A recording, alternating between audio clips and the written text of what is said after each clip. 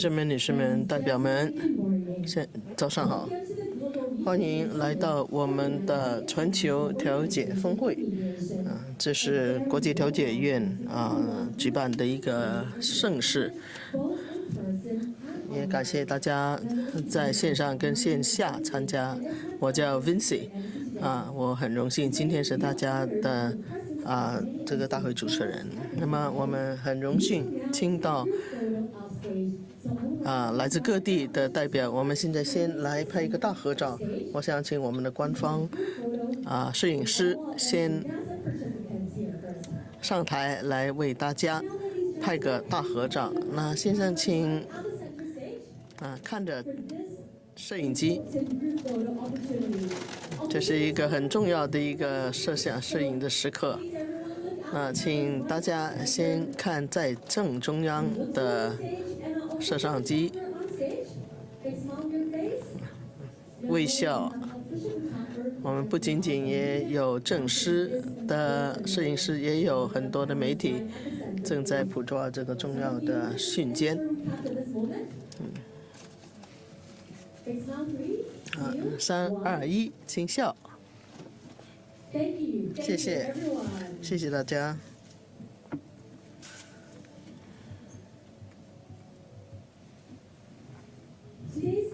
今天的全球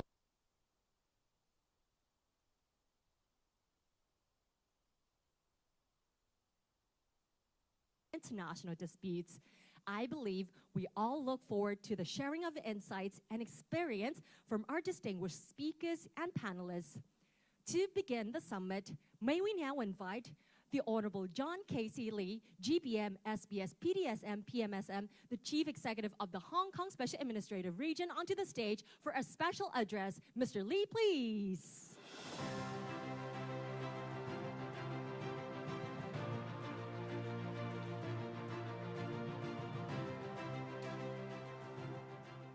Commissioner Qi Dahai of the Ministry of Foreign Affairs of the PRC in Hong Kong SAR, Secretary General Theresa Cheng of the International Organization for Mediation, distinguished guests, ladies and gentlemen, good morning.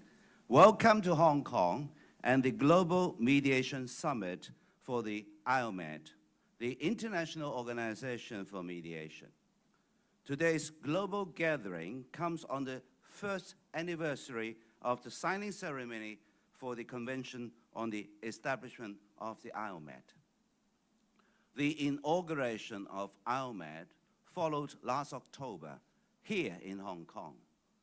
That cheering event has placed much expectation and hope worldwide on the new institution and its promise of contributing to the peaceful settlement of international disputes through mediation, and doing so in line with the United Nations Charter. I'm pleased to note that since last October's inauguration ceremony, the number of signatory states has climbed from 37 to 41, while the number of contracting states has gone from 8 to 13. In these perilous times when global affairs have become increasingly complex and volatile, the pursuit of peace and peaceful resolutions is imperative, which makes today's summit especially timely. And it is a great pleasure to see more than 400 leaders, policymakers, and distinguished professionals from 48 countries and regions gathered here in Hong Kong to share their invaluable experience and insights on international mediation. Hong Kong has long supported mediation. Mediation echoes concord and coexistence, creating cooperation while there was conflict. Concord and coexistence are values deeply rooted in Chinese culture. They are indispensable for resolving disputes and restoring trust. They preserve relationships, encouraging meaningful cooperation between disputing parties.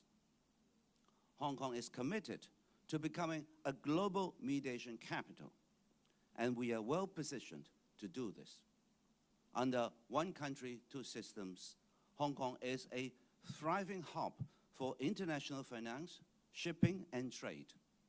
We benefit from our country's strong support and the opportunities it gives us, while maintaining extensive international connectivity as a world city. Indeed, the recent Global Financial Centers Index ranked Hong Kong third globally and first in fintech offerings, banking, finance, and insurance, while claiming second place in investment management. And we top the entire Asia-Pacific region. Our status as a leading financial center and global investment hub is reinforced by our robust rule of law and legal system, the cornerstone of our long-standing success. Hong Kong is the only common law jurisdiction in China, our country, and our legal professionals are internationally acknowledged for their professionalism and integrity.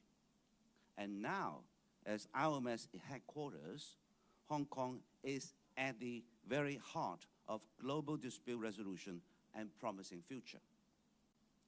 The National 15th Five-Year Plan, I'm pleased to note, has expressed support to IOMET.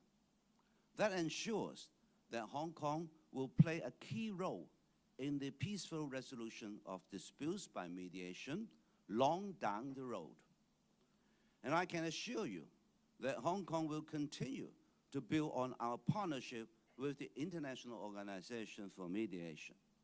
Together, we will work to develop Hong Kong as a global mediation center. And we invite governments, companies, investors, and others to make optimal use of the mediation services provided by IOMET right here in Hong Kong.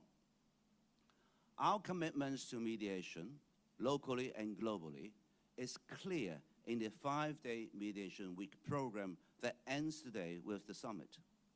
Mediation Week events spotlighted disputes related to schools, sports, neighborhoods, and the elderly.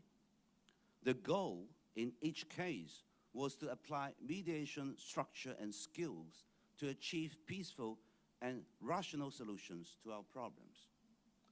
And that, ladies and gentlemen, is exactly what today's world, fraught with geopolitical tensions and disorder, is desperately in need of. I wish all a rewarding global mediation summit and a memorable stay in Hong Kong, Asia's world city, and soon enough, the world's mediation city. Thank you. Thank you. Thank you, Mr. Lee, for the inspiring special address. Now, ladies and gentlemen, please join me to bid farewell to the Chief Executive. A big round of applause to thank Mr. Chief Executive for honoring us with his presence and special address.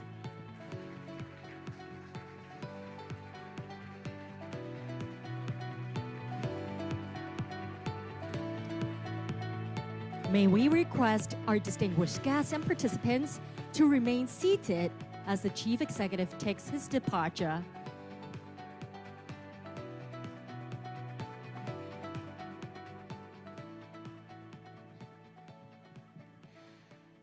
Today's summit will feature 3 panel discussion sections, enabling former government officials, law professionals, academics, and leaders of international institutions in the field of dispute resolution from China and around the world to share their insights and experience in relation to 3 core themes.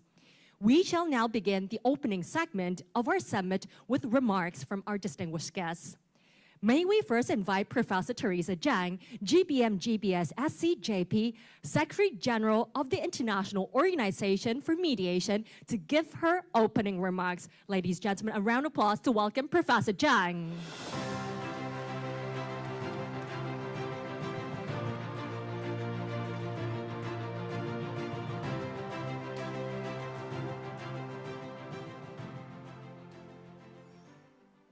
Commissioner Choy, Secretary for Justice Paul Lam, Your Excellencies, distinguished guests, ladies and gentlemen.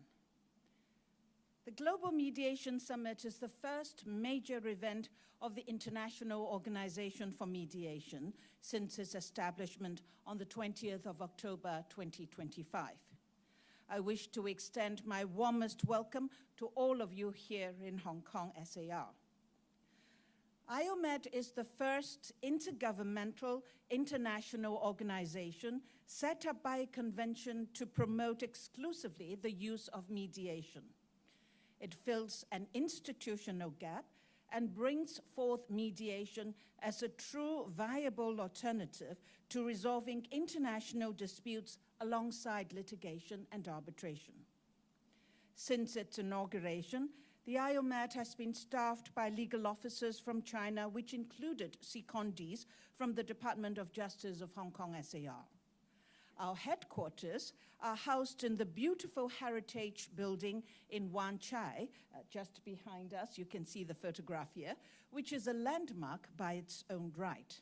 I must thank again the Chinese government, including the Hong Kong SAR government, for their continuous support. We have started our first round of international recruitment and have received a lot of highly qualified and competitive applications. I am looking forward to more legal officers and staff joining us from around the globe, especially from our signatory states. The two main roles of the IOMED are that of case administration and capacity building. Let me use this opportunity to highlight that we administer three types of disputes: state-to-state, investor-state, and international commercial. Our case administration services have been engaged, and there are success stories. Mediation is nonetheless confidential, and hence it is not possible for me to divulge any further information without the consent of the parties and the mediators. However, do let me come back to this point later. Capacity building is one of our key mandates set out in the convention. State-to-state mediation training will be conducted first online and later in Hong Kong SAR in November. International investment mediation training will be conducted along the same lines. November will be an important time for the IOMED here in Hong Kong SAR. Apart from the training workshops, which we hope to be working with other international bodies, we will also be hosting a major event, and so do please join us again then. Tomorrow, the very first IOMED seminar will be conducted as an amuse-bouche in capacity building for delegates from our signatory states, where, after a short presentation by the experts, demonstration and discussions on how mediation should be conducted will take place at the IOMED headquarters. These cannot be achieved without a promotion and marketing strategy that aims to raise our visibility. Reaching out and welcoming inbound visits have been non-stop since our inauguration. Giving talks and speeches at numerous international events and major conferences held in Chinese mainland and overseas, meeting important international bodies explaining our role as an international public good, and meeting corporations to explain how mediation will be of benefit to their operations are but some of the activities that we have embarked upon. Ladies and gentlemen, let me share with you two important developments of the IOMED. First, with the consent of the parties and the mediator, I am delighted to share with you that a maritime dispute was successfully resolved through mediation administered by IOMED at our Hong Kong quarters in early May, just a few days ago. The case marks an important milestone. It is the first international maritime dispute involving a charter party chain referred to IOMED for mediation. The matter, involving parties from China and Singapore, was successfully settled and resulted in a written settlement agreement, bringing the disputes across the charter party chain to a full and effective conclusion. The successful resolution demonstrates the value of amicable dispute resolution and the effectiveness of mediation as a practical means of resolving complex maritime disputes. It is also a landmark achievement for IOMAT and indeed a significant moment for Hong Kong SAR's maritime industry, particularly its maritime legal and dispute resolution services. The mediation was conducted by Ms. Rosita Lau, based in Hong Kong SAR, an internationally recognized shipping lawyer, whose expertise contributed to the successful outcome. This achievement is one that all parties involved, and indeed, if I may say, the international maritime community can take pride in and celebrate. The second point I wish to share is this. Aligning with Hong Kong's goal to further develop the commodities market and the intention to stipulate use of IOMAT mediation in the related contracts and policy, the Secretariat of IOMAT is working with the Hong Kong SAR government and other stakeholders to explore the establishment of a dedicated special panel of mediators for commodities market disputes under the IOMAT framework. Such a special panel will provide specialized mediators across full commodities value chain from upstream to downstream activities. This move will promote use of IOMAT mediation as the prime mechanism to resolve disputes in international commodities disputes and will strengthen the market confidence and facilitate cross-border transactions. We hope this will also demonstrate IOMAT's responsiveness to evolving needs of global commerce and international investment transactions. Let me return to today's summit before I close. We hope to have delegates from over 60 countries and regions, totaling over 1,000 people, including government officials, representatives from international organizations, eminent mediators, business leaders, lawyers, and academics attending both online and here in Hong Kong SAR. Today, we brought together 3 panels of experts. The first comprised of world-class mediators with vast experience in state-to-state and investor-state disputes. They are facilitators of peace, who will share their wisdom and actual experience. We must, however, also listen to the users. The second panel, therefore, will be the client's voice, where we will hear from international bodies like AIIB, International Council of Red Cross, business leader, former state official, and dispute resolution lawyer, who will tell us why mediation should be your first choice in resolving disputes. The third panel puts together representatives from international organizations who have been staunch supporters for the cause of mediation.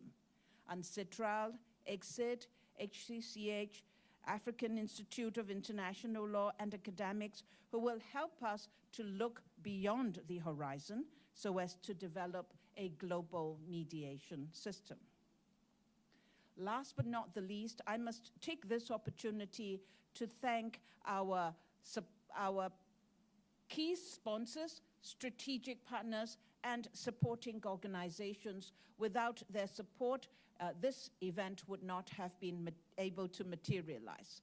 I must also thank all my colleagues in the IOMAT, in particular Law Wei, Sabrina Huang, Suki Lam, and Amber Kwok, who have dedicated a lot of their time and sleepless nights in making the event here enjoyable and fruitful to all of you.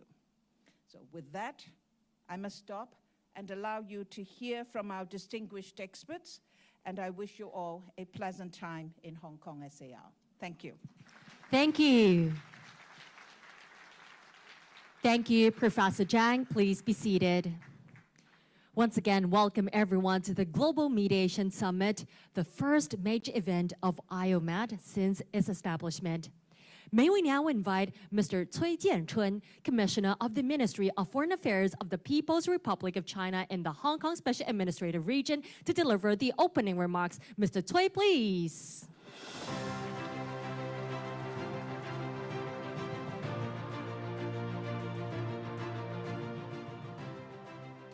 Ambassador Bett, Director General Qi Dahai, Secretary General Theresa Cheng, Secretary Paul Lam Tin Kok, Consul Generals, distinguished guests, dear friends.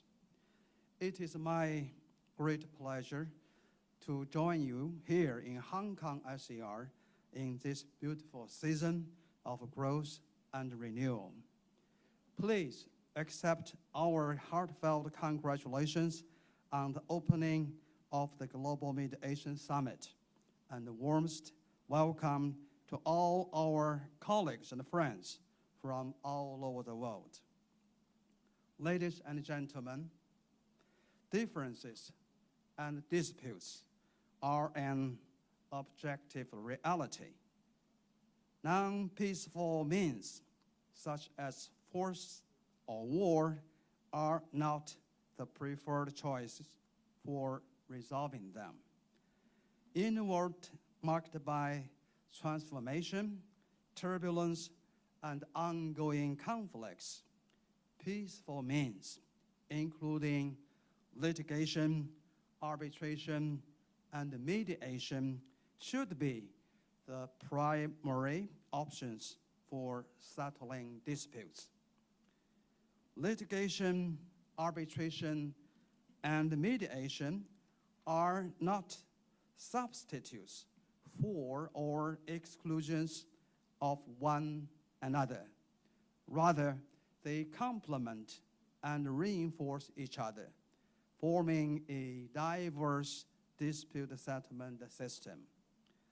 Today, as we gather to discuss mediation, a unique and valuable means of peaceful dispute settlement, I wish to take this opportunity to share 3 observations.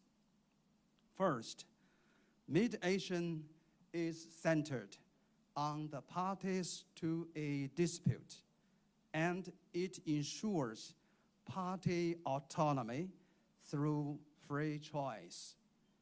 From procedures to results, the parties to a dispute can make their own decisions, and their autonomy and free choice are protected to the greatest extent. As it is often said, the only ones who can make peace are the parties to the conflict themselves. The high respect for the will of the parties is precisely the unique charm of mediation in modern rule of law civilization, and it is fully consistent with the spirit of multilateralism. Second, mediation is supported by mediators.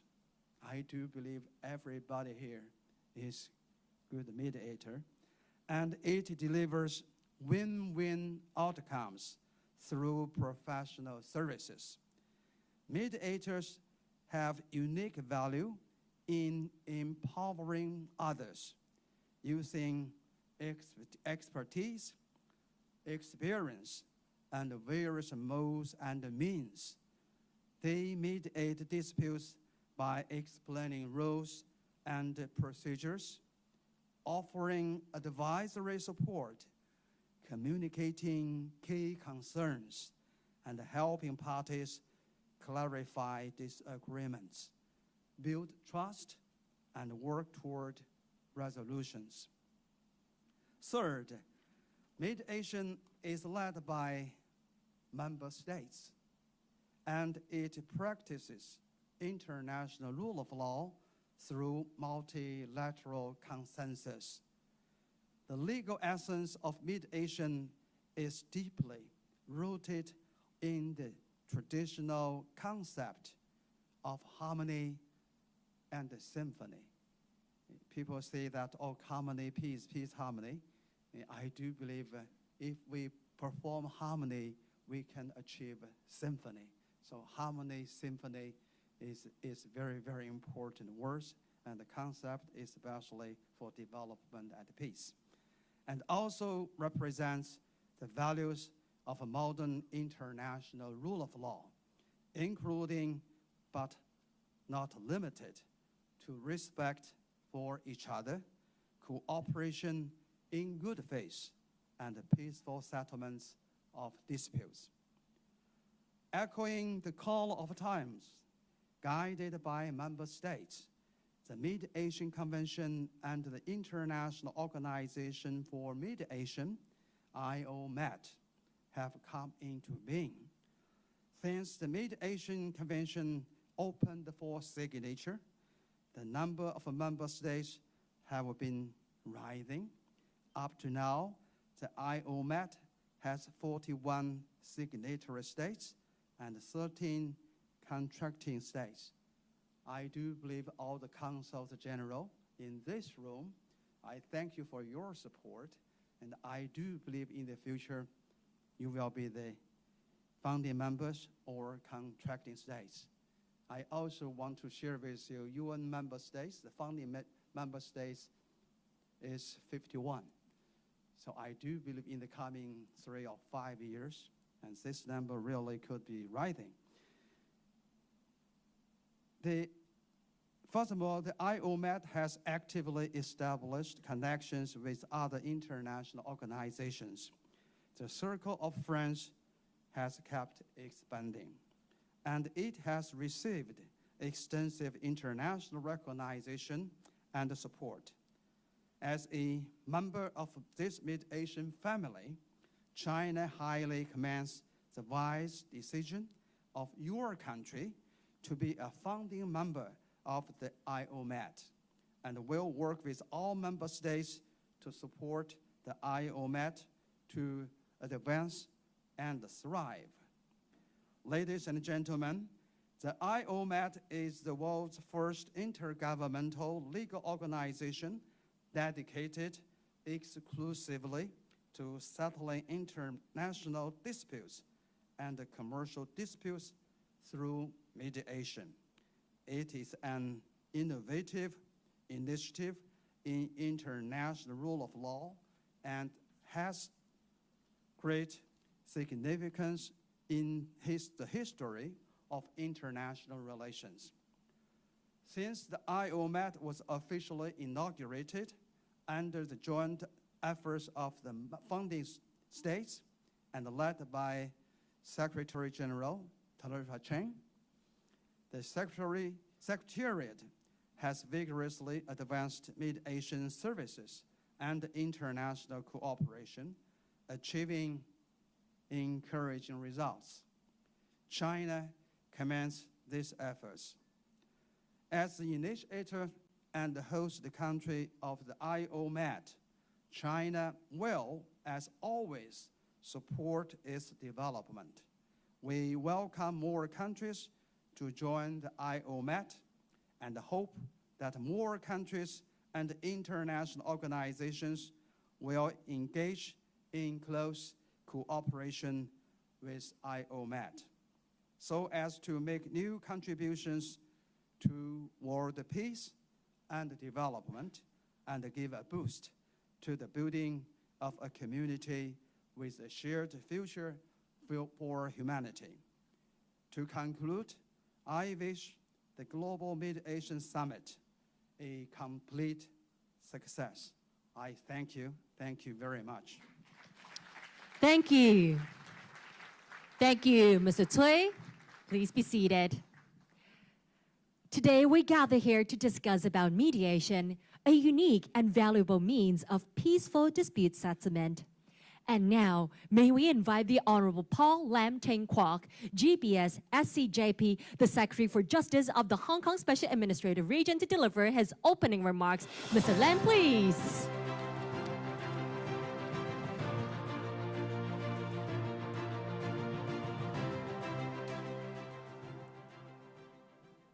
Secretary General Professor Cheng, Commissioner Choy, distinguished guests, ladies and gentlemen, good morning.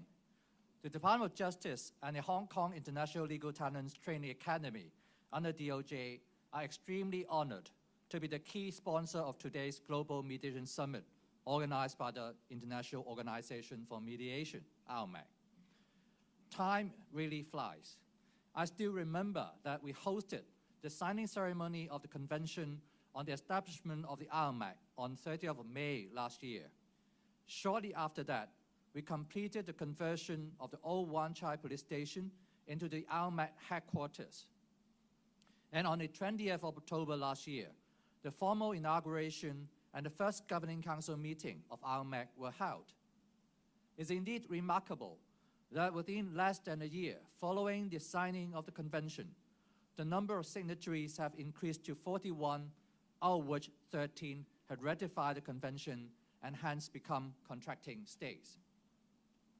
The Hong Kong government, in particular the Department of Justice, the DOJ, will continue to support the work of IOMAC in different ways.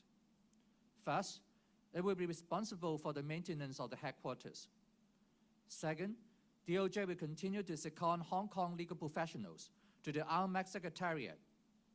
And since 2023, DOJ has already seconded a total of 4 counsel to assist in the establishment of the IOMAC. Third, the government will actively promote the use of IOMAC mediation by, among other things, taking the lead to procure the inclusion of an IOMAC mediation clause in suitable international agreements to which the Hong Kong government is a party. Furthermore, we are at the preparatory stage of the construction of an entirely new Hong Kong International Legal Services building, which will be located adjacent to the IOMAC headquarters. In addition to the provision of training and dispute resolution facilities, space has been reserved for the IOMAC in anticipation of its future needs. I would venture to say that Hong Kong provides the ideal ecosystem for the conduct of international mediation under IOMAC. To begin with, Hong Kong is well recognized as a leading international legal and dispute resolution services center. Indeed, one of the mandates stated in the National 15th Five-Year Plan is that Hong Kong shall strengthen its status in this respect. And to be more specific on mediation, Hong Kong aims at establishing itself as the global capital of mediation.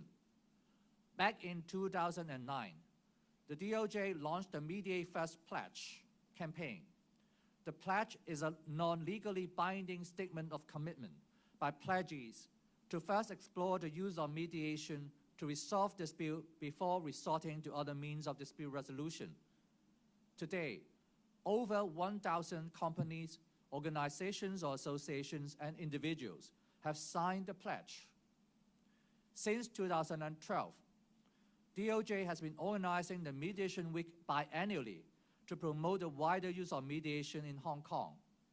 Today's summit is indeed the finale of this year's Mediation Week. On the 6th of November 2024, DOJ issued a policy statement on the incorporation of mediation clauses in government contracts, under which the government, as a matter of general policy, will incorporate a mediation clause in all government contracts. The policy has taken effect since the 6th of February 2025. The Working Group on Mediation Regulatory System, established by the DOJ in October 2024, has already completed a comprehensive review and made a series of recommendations, including a proposal to introduce legislative amendments to a mediation ordinance. DOJ will take forward the legislative amendment work in the second half of 2026.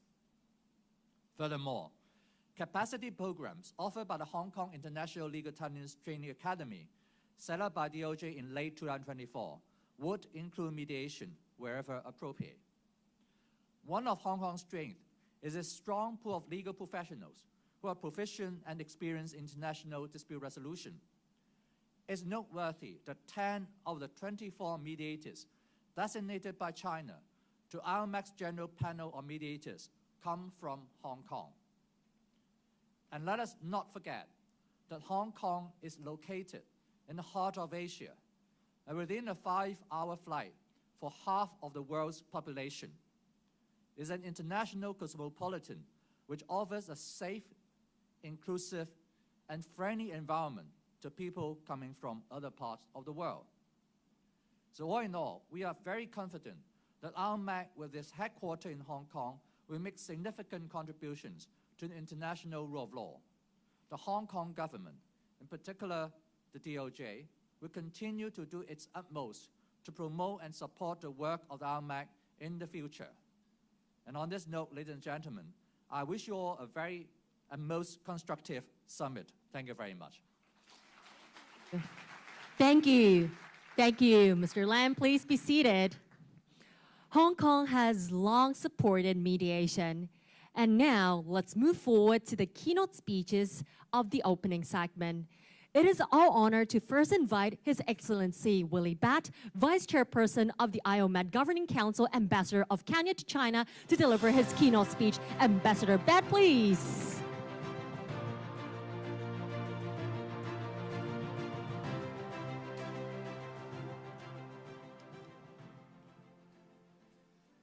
The leadership of Hong Kong SCR, Secretary General Theresa Cheng, colleagues from signatory and contracting states, I think it is a big honor to me coming back to Hong Kong after officially launching IOMAC just the other day. It's my profound honor to address this historic gathering, the first mediation conference of the International Organization for Mediation, hosted in this vibrant, rule-based city of Hong Kong. Your presence here, despite the global headwinds, is a powerful testament to our shared belief that dialogue, not discord, must shape our common destiny. Today, we will walk through the journey of IOMAC, which has taken from conceptualization to operationalization, and reflect and apply our thoughts on 3 major focus areas during this global summit. As we appreciate the role of IOMAC, let us recognize the fact that IOMAC was not born in comfort. It was born in a world fractured by protracted state-to-state conflicts, a surge in investor-state disputes, and a growing realization that litigation and arbitration, while indispensable, often leaves parties with winners and losers, and also broken relationships. The bright and thoughtful process that led to our founding rested on a simple yet radical premise. Mediation should not be an afterthought.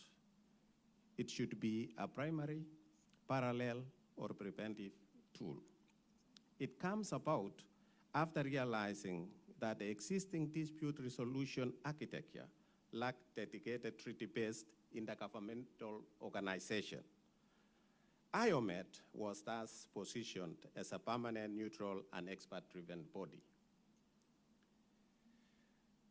Today, focusing on 3 areas of action, we will realize that mediation is not merely a technique.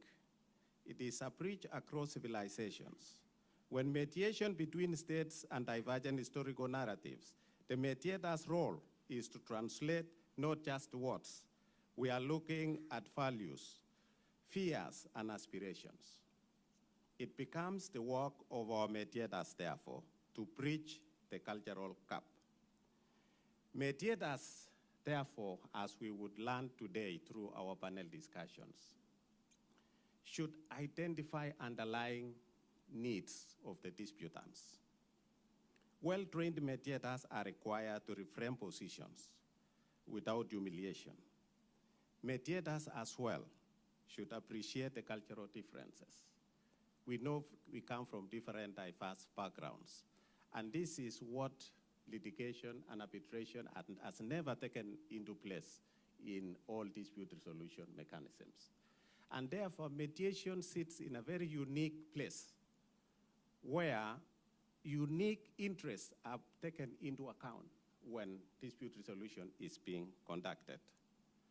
Building trust, for example, is key, because if disputants are supposed to agree among themselves, because mediation is not being decided or decision imposed by anybody. It is the disputants who will agree to settle the matter. And for that to happen, trust has to be built among the disputants. Therefore, the mediating team has a big responsibility to build trust among the disputants so that successful resolution, like what our SG has told us today, could happen. We want to applaud IOMED for making the first successful mediation process. And I was expecting everybody, when SG mentioned that, to applaud IOMED. So can we do it even after that?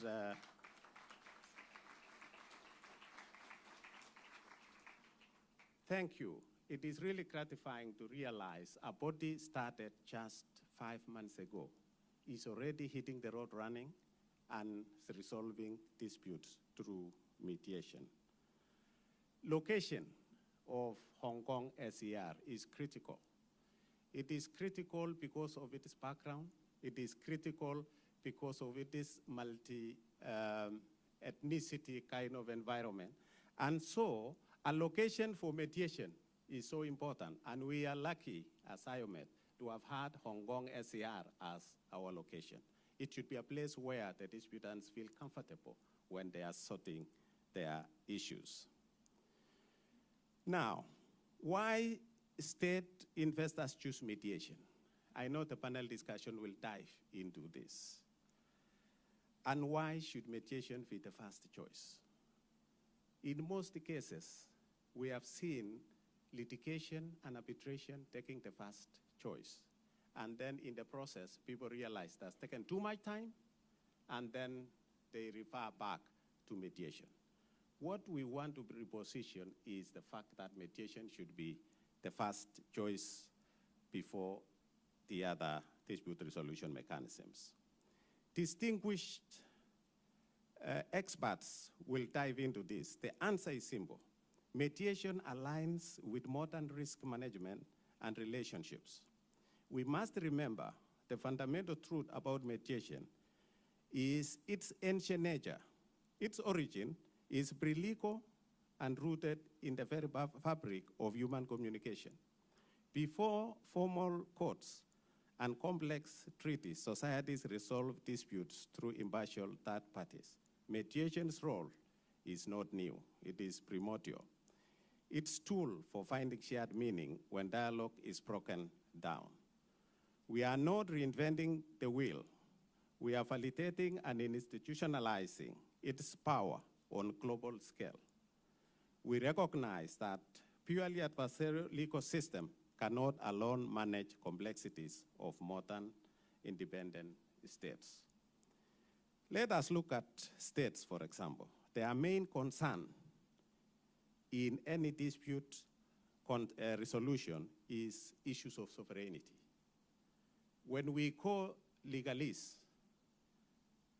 the issues of sovereignty is put at the back burner, while the basic integral part of every nation is its sovereignty. And so mediation is clear and keen to ensure that sovereignty of states are not injured when dispute resolution is being conducted. The other issue is cost effectiveness. We know mediation is legal disputes through legalists and arbitration has been very expensive. And so mediation has come in handy to try to reduce the cost of dispute resolution. Not only the cost, but also the cost in terms of time. Legal disputes take far much too long, and mediation will handle matters in a more shorter manner. Reputation is also a very important aspect which mediation protects. Every human being, every state, every investor would want to preserve their reputation. And so when dispute resolution is handled in a manner where reputation is intact, that would be the best form of dispute resolution. What we have also seen is implementation rate of arbitrated cases is very high. Very high because the disputants are contributing to the solution. While legal issues which has been imposed because of laws and rules becomes an issue even when implementation comes to question.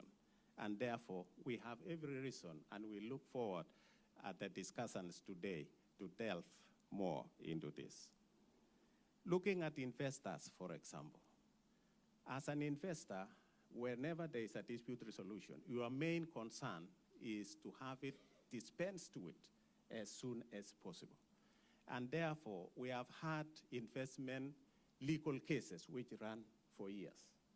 And therefore, we really thank IOMET and mediation in itself for coming up with investment state dispute resolution as one of the key mandates of IOMET. We will see more of speedy resolution of cases. We also leave room when mediation happens to more innovative ways of solving the problem, not a straitjacket kind of dispute resolution. Why then should mediation be the first choice and not an alternative? Waiting until dispute escalates, making settlement harder. Going to court and then realizing that it could have been sorted out through mediation will make it even harder. IOMET promotes tied clauses in contracts. First negotiate, then mediate, then if need be, arbitrate, and have litigation as the last resort. And how do we do this? By embedding mediation as a parallel resolution mechanism. How much of our contracts embed mediation as a dispute resolution mechanism? We sign various contracts in our course of life, both state to state, investors, commercial undertakings, we sign contracts. But how many of those contracts have mediation as a dispute resolution? For sure, it is still negligible in the world at the moment. We find arbitration, and they even specify where the arbitration will take place in most cases. I've taken part in quite a number, and it has not been funny. So what we call upon from IOMET perspective is that the world and corporates should now incorporate mediation as a dispute resolution mechanism and be embedded in our contracts, MOUs, and all other mechanisms of dispute resolution. So we are not building a wall where mediation replaces all other conflict resolution mechanisms. We are building an ecosystem. A global mediation structure should look like a supportive network, not just a central bureau. It should include robust training for new generations of mediators, clear ethical standards, mechanisms for enforcement of mediated settlement agreements, and comprehensive support system through data research and shared best practice, like what we are doing today. IOMET, as the first major international organization dedicated to resolving international disputes through mediation, must be the cornerstone of this structure. It must be the hub of connectivity, supporting and linking national institutions and practitioners. To make mediation visible for more people and more countries, IOMET has put in place a four-part ecosystem. Legal infrastructure. By creating a compelling argument for its value, we must ensure that mediation strengthens rather than weakens the rule of law. It makes justice more accessible and dispute resolution less source of instability. We must advocate for legal changes that support mediation process. As contracting states, as states who have signed the mediation to IOMET. I think our next move is to ensure that we influence our legal system such that it supports mediation as a process. In Kenya, for example, any case which goes to court, a judge determines and says this is a case which can be handled through mediation, and it is taken back for mediation. I think we should institutionalize the issues of mediation, even in our legal system. We should then model laws and protocols for enforcing mediated settlements, agreements across borders, complementing the other conventions in the conflict resolution mechanisms. The convention's purpose is to make mediation settlements enforceable internationally by providing a global legal framework. The whole mediation architecture, which needs to be built across the world, is also to give it confidence by ensuring that settlements are actually enforceable. And so the key thing to create this legal ecosystem of mediation and to entrench it globally is to make it enforceable. The other tier is financial accessibility. We want to thank IOMET because the principle of IOMET is to make access to fairness and legal dispute resolution accessible because it is affordable. The other issue is capacity building, and this has been said by Secretary General, that capacity building is a hallmark, is another tier in IOMET, where we want to capacity build because it's a new field, and it is a field where key issues has to be taken into account before mediation. So capacity building is critical, and IOMET has made it upon itself to ensure that capacity building becomes a serious tier. And also the digital platform, which has been created so that arbitration can at the same time be undertaken even virtually. I think this will be a breakthrough when mediation can be undertaken across the world, even in a virtual manner. Excellencies, we all know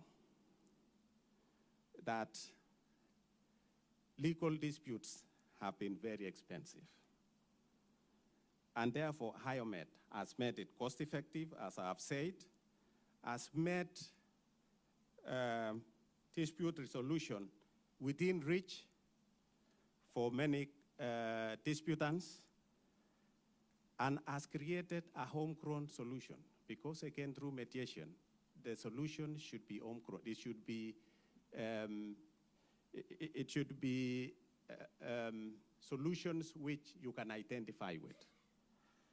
And in conclusion, ladies and gentlemen, as we commence our discussions today, my wish is simple, that you leave Hong Kong not with more documents, but with more conviction. Conviction that mediation can stop wars before they start. Conviction that investors and states can sit across the same table. And conviction that global mediation ecosystem is possible, and that IOMET is the rightful architect. Let our discussions be robust and our outcomes actionable. Let IOMET be the hope of dispute resolution. May this summit bear fruit for peace and justice for the world. I thank you. Thank you.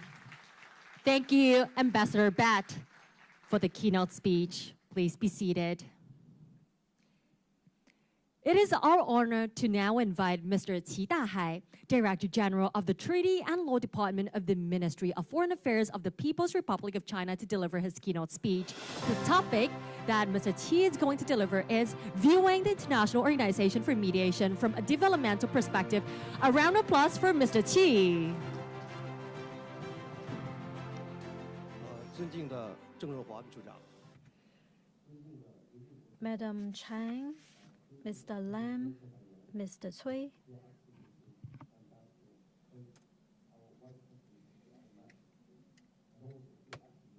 And dear friends, it is my great honor to speak on behalf of the Foreign Ministry of China at this Global Mediation Summit as we mark the first anniversary of the signing of the IOMAT Convention. This summit provides a good opportunity to take stock of the progress of the IOMAT and jointly chart the course for the future of international mediation. And I thank the IOMAT for organizing this great event, also co-sponsored by the Department of Justice of Hong Kong SAR and other institutions. And also, I thank Secretary General, Madame Theresa Cheng, for informing us as member states the many great achievements made by the IOMAT Secretariat in just a couple of months, and we are very encouraged. Looking back on history, the evolution of human society endured centuries of devastation caused by war until the Hague Peace Conference at the end of the 19th century adopted the Convention for the Pacific Settlement of International Disputes, stipulating that states should obviate as far as possible recourse to force in relations between states. At the same conference, the Permanent Court of Arbitration, PCA, was established to advance the Pacific settlement of international disputes. Thereafter, in the following decades, humanity solemnly renounced war as an instrument of national policy in the landmark Pact of Paris in 1928, agreeing that the settlement of all disputes or conflicts should never be sought except by pacific means. However, peaceful means such as negotiation, litigation, and arbitration only gained real institutional footing after the Second World War with the establishment of international bodies, including the ICJ, WTO dispute settlement mechanisms, and other tribunals and arbitral institutions. This transition from war to peaceful means took a long time. Likewise, shaping a culture of mediation will not be accomplished overnight. Yet, this transformation is very necessary, given the global challenges have become more complex, interconnected, and politically sensitive, that the nature of international disputes increasingly calls for consensual and flexible solutions. Mediation, by emphasizing dialogue and mutual interests, helps preserve relationships, rebuild trust, and achieve win-win outcomes. Distinguished guests and friends, mediation also reflects the ancient human wisdom embodied in the idea that each gets what is due, and it upholds the principle of harmony. Unlike zero-sum and adversarial approaches, mediation fully respects the will of all parties, is more likely to produce mutually acceptable outcomes.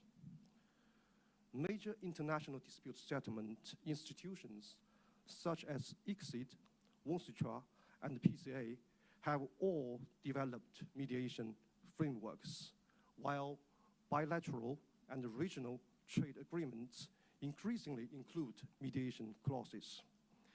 Mediation has thus become an important complement to the existing dispute settlement mechanisms.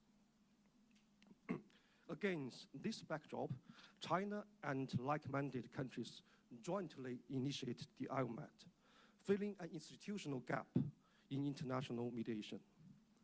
As an intergovernmental organization, the IOMAT will bring together mediators with deep expertise in international politics, diplomacy, and international law. It combines the procedural flexibility of mediation with the institutional advantages of an intergovernmental body, offering a new platform for settling disputes among states. It also enjoys unique strengths in handling complex and sensitive international investment and commercial disputes that feature lengthy transaction chains, intricate legal relationships, and intertwined political and legal considerations. We have witnessed the IOMAT. Sorry, excuse me. I have cleared my throat. Sorry, I talked too much yesterday with many colleagues. We have witnessed the IOMAT has achieved a leap forward development rarely seen in this history of international organizations.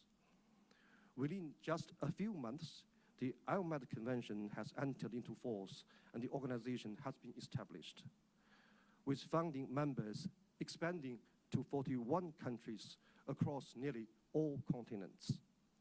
This demonstrates that IOMAT aligns with the course of history, responds to the needs of our time, and has received broad support from the international society.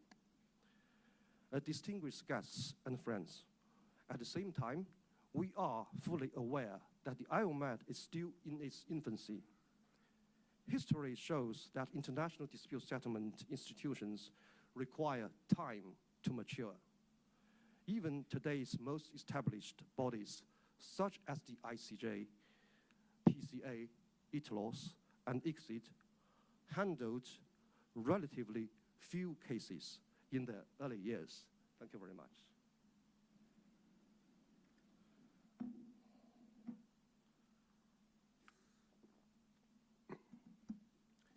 It takes sustained development for such institutions to build credibility and earn global trust.